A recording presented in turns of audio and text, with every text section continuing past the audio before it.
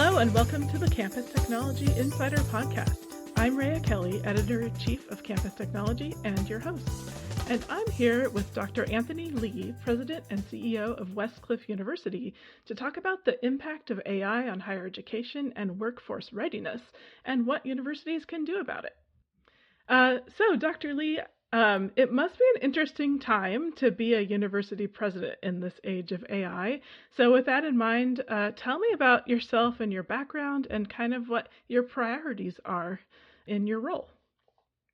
Thank you so much for having me. I'm very excited to join your podcast. So I've been with Westcliff University for over a decade, and we've always prided ourselves in focusing a lot on technology, and of course now with AI. It's certainly very interesting times right now, being a part of a university that tries to be innovative and progressive and really adopt the use of AI and technology as much as we can.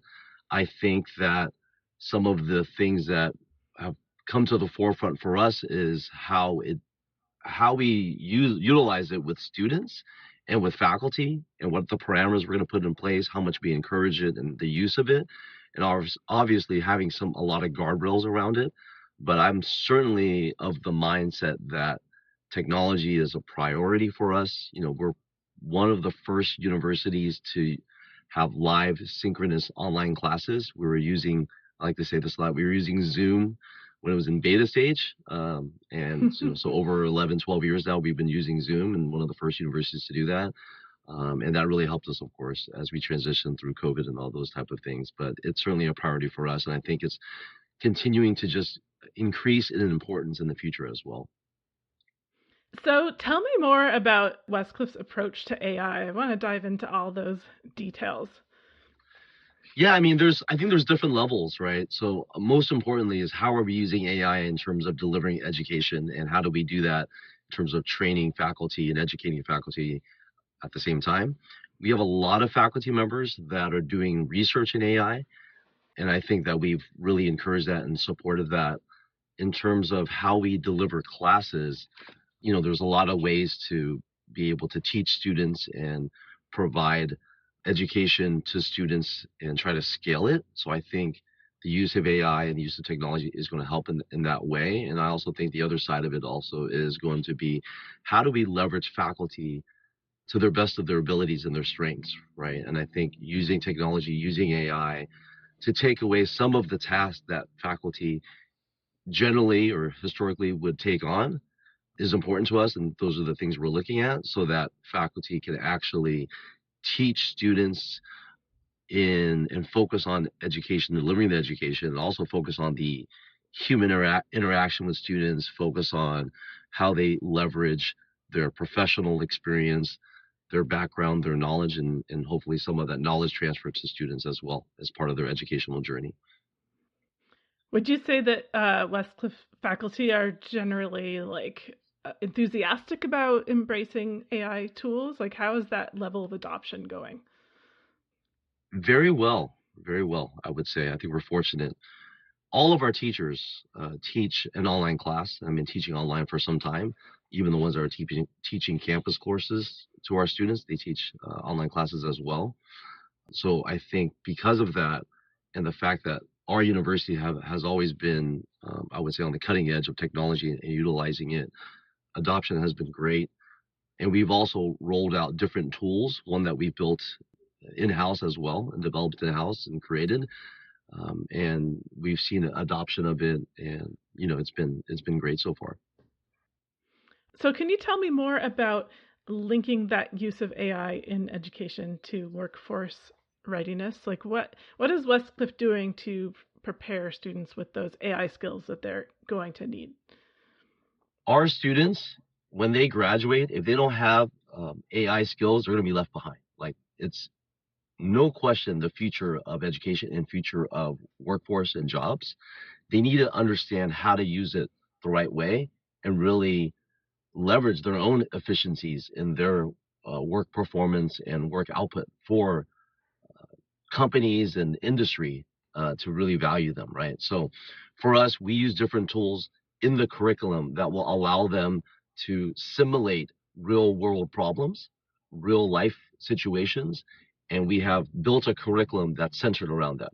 For example, the approach to teaching and learning that we've developed at Westcliff University, we call it the CAPRI model.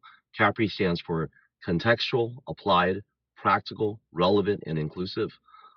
That is a framework that we use throughout the institution. In every program that we offer, in every course that we offer, our learning design specialists, our curriculum developers, our faculty use that as a checklist to ensure that we are touching upon all those things.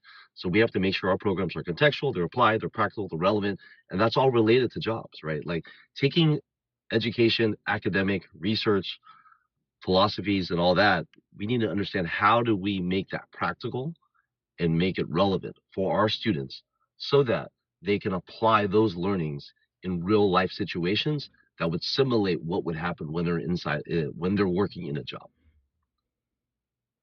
So tell me more about that in-house tool. What's it called and how does it work? So right now it's in the pilot stage. We developed it for the last, probably the last couple of years now. It's called Socratic Metric. It's a tool that we use to supplement online learning, and it has multiple purposes, right? And the purposes are increase engagement, increase student learning, and to ensure authenticity of a student's work and students' learning, right? And that's to combat plagiarism, which is a huge issue facing institutions all over the world. The way that we do that is we have this tool that we put into every course, and it's a way for students to interact with the material live, right, in real time with the tool that they're using. And this requires them to not only understand the question that's being asked, but verbally also understand how to present their answer with research, with evidence, and it makes them think on their feet. It gives them practice. It also curates all of the textbook, course materials, lectures, and interactions with faculty, and allows them to pull that together and now utilize that and address some of the practical questions that are being asked of them. And it provides practice for them over and over again. It's a tool that allows students to continue to answer the question, practice, provide the right answer. It gives them feedback, and it helps them refine how they would provide a solution to a problem, as an example.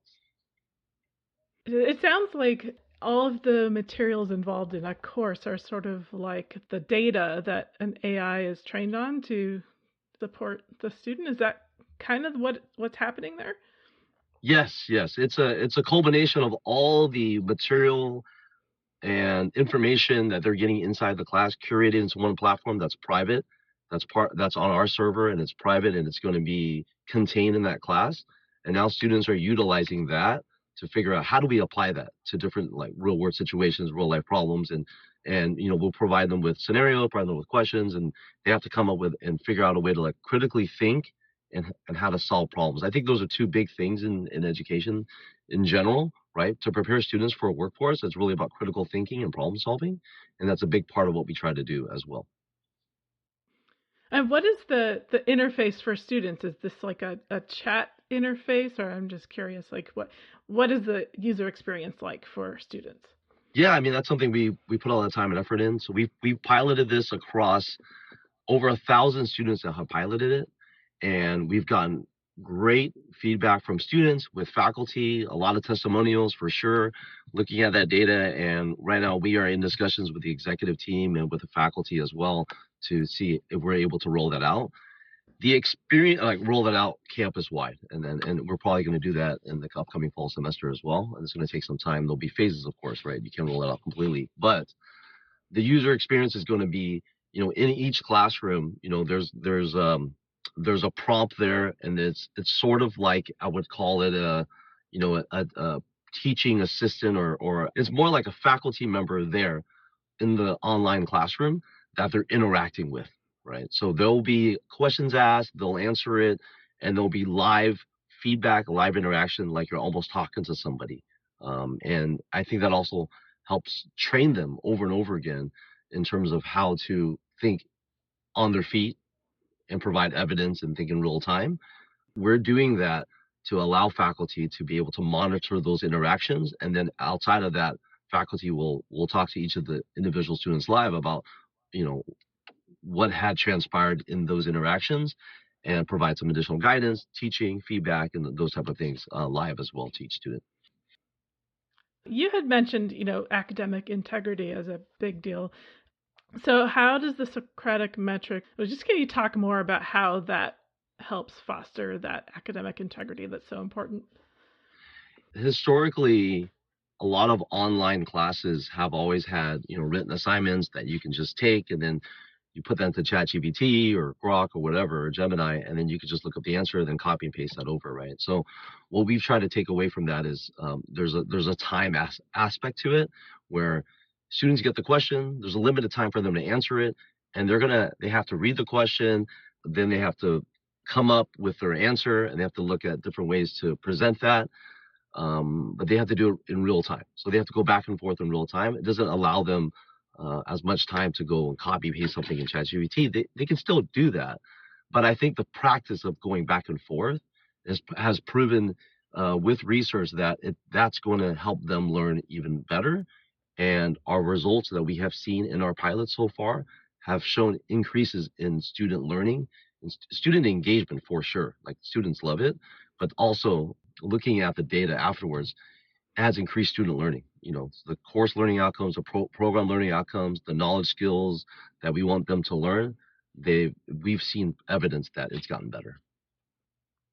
It kind of sounds like this is a good way to scale a student experience that would be impossible for one professor to spend that much time perhaps with every single student. Is that part of it, like being able to scale that, thinking on your feet and having that conversation? Absolutely. I mean, it's trying to simulate a live interaction with faculty, doing this on an individual level, customized to students' learning, students' responses, something you cannot do at scale with individual faculty members. So now we're able to bring that, because we're fortunate. We've been growing for the last 10 years, 20-30% every year. So this technology piece of it is so important for us to solve for and figure out if you want to continue to scale with the right quality. And for us, faculty, of course, is the reason why students come and want to learn, but it's also program design, program development, curriculum design, and all that. And that's sort of interacting with each other to make sure we maximize all those things. I'm really curious, in the process of creating this tool, were there any challenges in terms of like being able to pull all that course information together, or just getting that AI to work the way you want it to work? I know is not easy. So can you share any challenges you guys overcame along the way?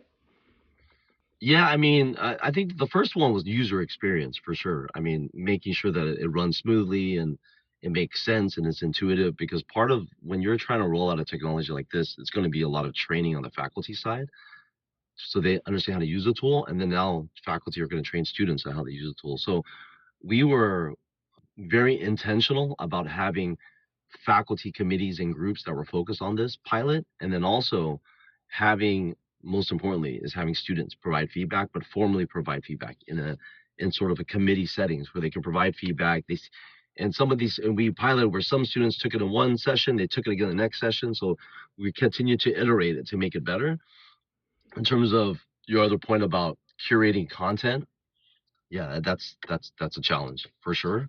But we had to think through, the type of content that we want to ensure students are getting, and that we're also feeding into the system to ensure that it's a competent, knowledgeable platform that can interact back and forth with the student. So yeah, I mean, those are certainly areas that we had to think about, and it takes a lot of collaboration across departments. It takes a lot of intention setting, goal setting in the beginning on what is important, what are we trying to achieve here, and ensuring that we're aligning on those goals. And if we're aligning on those goals, and all the actions and steps afterwards, we know how to prioritize those to ensure that we're able to achieve and deliver a product that's going to be successful. I love that you brought up training. So when you go from pilot to a more like a broader rollout, would training on this tool become part of, let's say, just student onboarding from the beginning? Or, how are you going to tackle that training in a structured way? Yeah, no, that's a great question. Absolutely. I mean, in student orientation, for sure, we would have that, and we do have them practice with it and interact with it, and ensure they know how to use that well. And then also with faculty as well. We have faculty training sessions, and they'll be going over that. But I do think the on the faculty side, the key is, we've been running a pilot for some time. We have a large number of faculty that are using it. They're the champions, if you will, of this product. We're going to be using them to train and scale, so we can scale and train all the other faculty members that we have. So we're fortunate. We have very, very engaged and excited faculty members, and that's always going to help. When you think about like change management and all those type of things, it's going to help as they try to really educate and train other faculty members how to use it. And then I think the excitement from students so far has been great as well, and the engagement. So, we've run it out of several classes. Many of the students have asked us, why isn't it in the next class that they had? Some students that haven't had that tool yet are asking for it.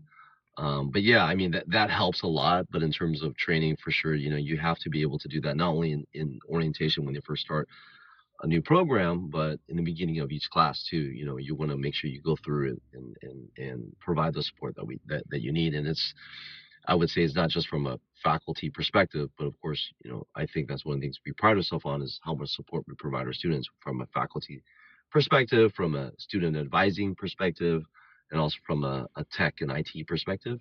We have the resources there, and it's important to invest in those resources for sure, especially when you're launching a new product, to ensure that everything goes smoothly. So obviously, big, important project, but are there any other ways that you're using AI to support student success at Westcliff? Yeah, so we have a MBA capstone project. We call that SMART.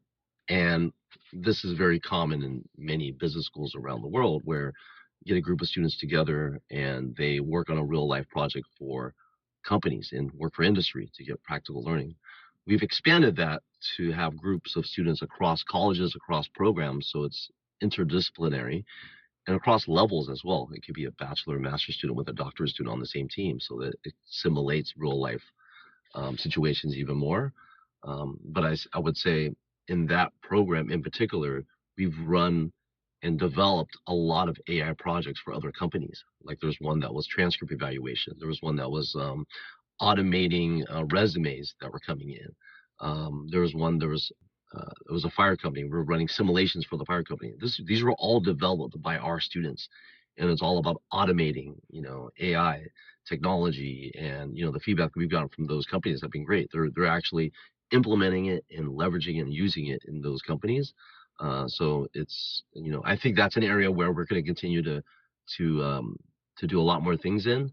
And I think far into the future, we've been discussing this as well. As we have a great team of smart students, engaged students that are excited. There's no reason why we can't offer consulting services for companies in the future that would like to have a product that's made with the experienced students that have done it, right? So, there's a lot of possibilities there, I think. But those are some ways. And another way I would mention too is, from an organizational, institutional level perspective, how are we using it to, we talked about faculty, but administratively, right? There's so many ways to optimize and be more efficient. So those are things that we're also trying to develop in addition to this tool on the academic side, is how do we automate the admissions process? I talked about transcript evaluations we did this for another school as part of those students, but that's something we're looking at too. How do we automate evaluation of transcripts? How do we automate admissions process, automate reviewing admissions applications, right? That's just one way. And there's so many other ways, automating support, right, for students, whether it's tech support, whether it's, whatever the case may be. So yeah, there's various ways that we're looking at it. And I really feel that is a priority for us, because again, as students are trying to understand and learn AI so they can compete when they get out into the workforce, Westcliff University needs to have an eye and a focus and a priority in that, if we're going to compete as an educational institution in the future as well. So, final question. What do you think is on the horizon from a real, high level? What's on the horizon for AI in higher education? That's a big question. What it seems like, so I went to a conference earlier this year, and it was about innovation in higher education. I think that there are a lot of ed tech companies out there trying to leverage AI and generative AI in so many different ways.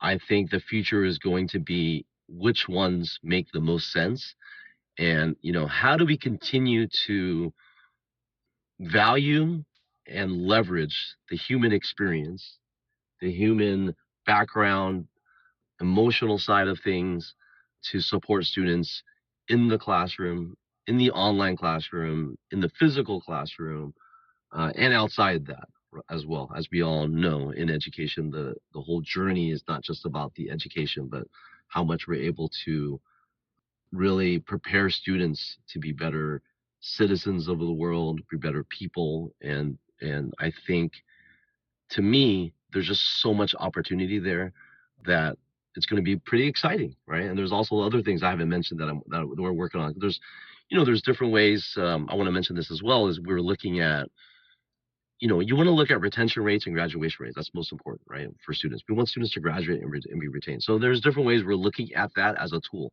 to help improve it. But there's other ideas I have that we're thinking about. But I think it's exciting. It's going to change a lot of things. I think, like we mentioned, the importance of preparing students for careers and jobs is just continue to increase. There's always all this talk about the value of education, and that's why we choose programs and careers that lead to well-paid jobs. So yeah, I think there's going to be a lot to come. Thank you for joining us. I'm Rhea Kelly, and this was the Campus Technology Insider Podcast. You can find us on all the major podcast platforms or visit us online at campustechnology.com/podcast. Let us know what you think of this episode and what you'd like to hear in the future. Until next time.